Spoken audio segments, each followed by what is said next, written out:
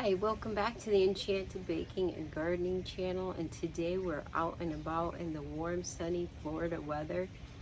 And today we are picking tomatoes, green beans, replanting some seedlings I've got going, and I haven't gotten to plant my calendula here yet, so I'm going to harvest the flowers that are on here.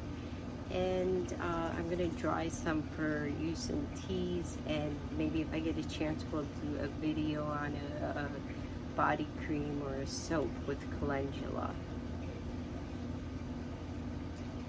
And when you clip your calendula flowers off, you want to do it next to another node or a leaf, so you get more growth coming out of it, and it'll be fuller, bushier growth further you go down.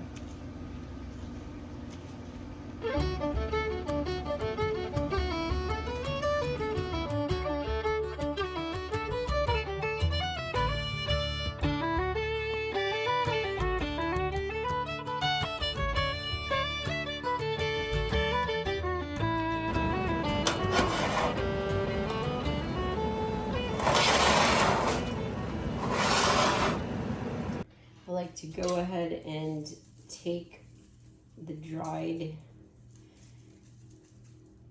herbs and put them on a piece of parchment paper, and then I can just funnel them into a jar, whatever your vessel you're going to store them in, with the parchment paper, and it doesn't go everywhere.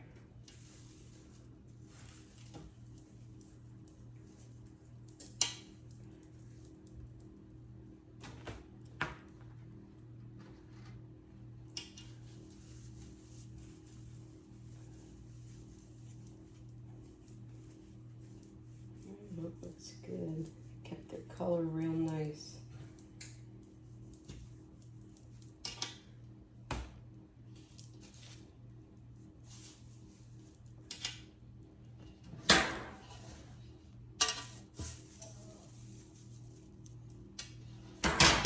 Funnel these guys right into here.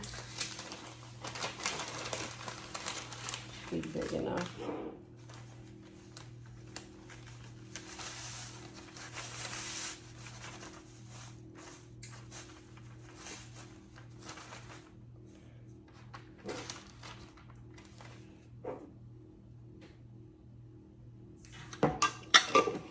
Doing all sorts of things today, so we'll do some parsley.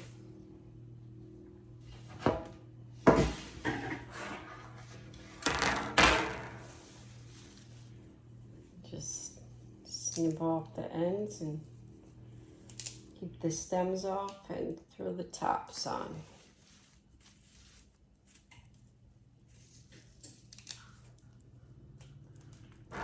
Spread them out on your hydrator sheets.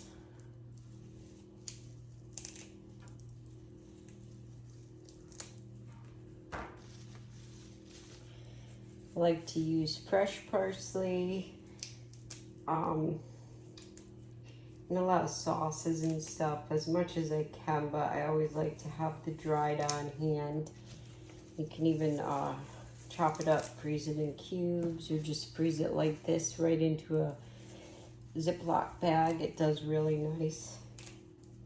But for them lazy days, it's nice to have it just dried and all crumbled up, and you don't have to do any chopping. Right, now we're gonna snag a little bit of oregano to dehydrate. Got a whole bunch growing here. It needs a trim back. Don't forget your herbs like to be trimmed, then they won't get leggy and woody on you, and they'll last all that much longer.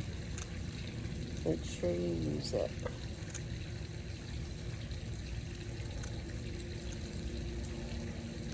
And does that smell good? It smells like pizzeria.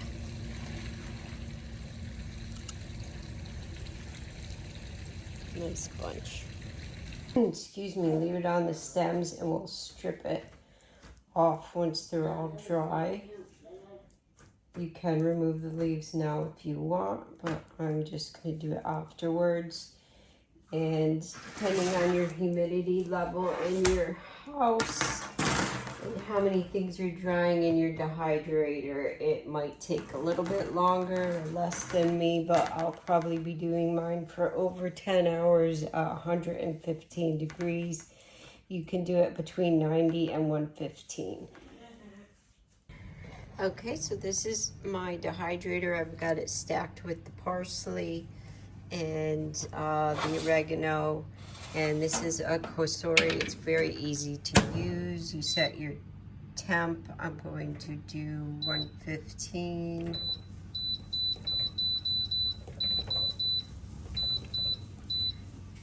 And I'm just going to set the time for 12 hours, and we'll see how it looks after that. Okay, so I'm just going to start by planting some of my clary sage and blue sage have come up. This is a pink Sunday and this is a blue. And we're going to pinprick them out because I lightly broadcasted them throughout the 6-pack. And we're going to pinprick them out and put them in their own cell. And I usually just take a small tool or pick and you gently lift them out and you get the nice root system.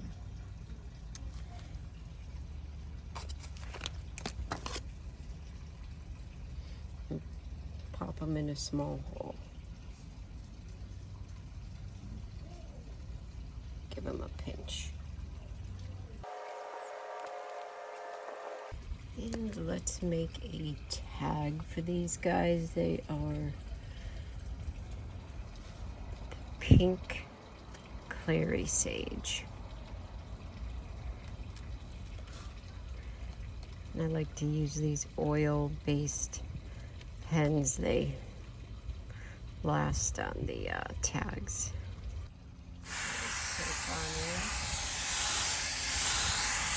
Here I have some white horehound I've got. I just broadcasted the seed in a clay pot.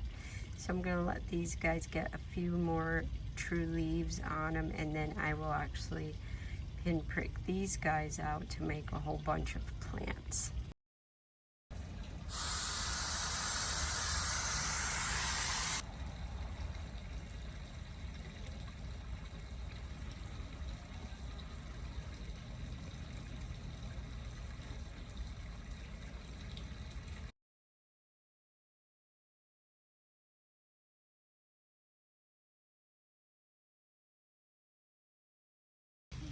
Got a little spot over here. I'm going to pop in a couple extra parsley I've got.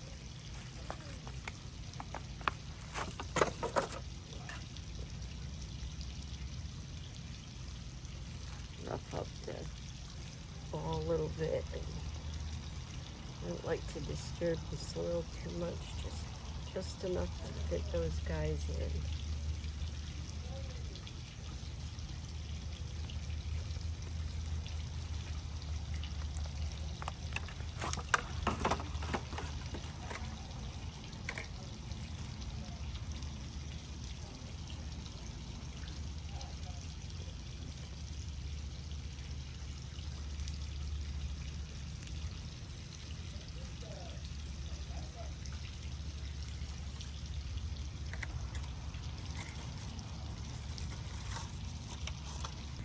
Give them a little drink.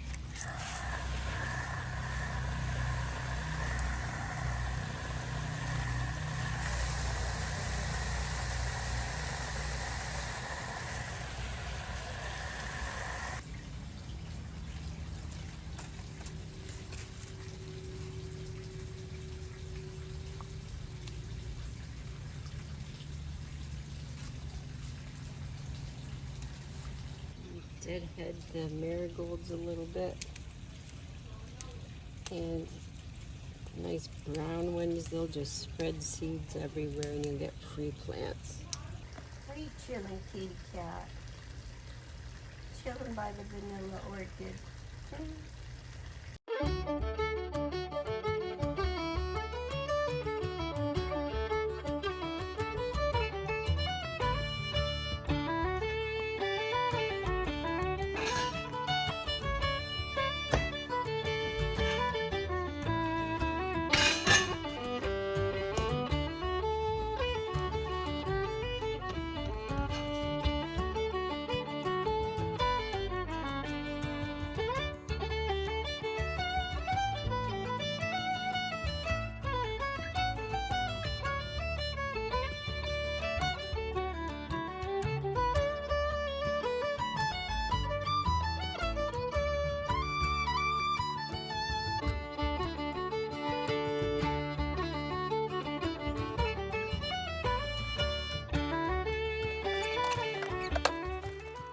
I just popped these guys out of the oven. They are some Italian rolls. They call them rosettes of Venice. And I'm gonna make some probably ham and Swiss sandwiches out of these guys tonight for dinner.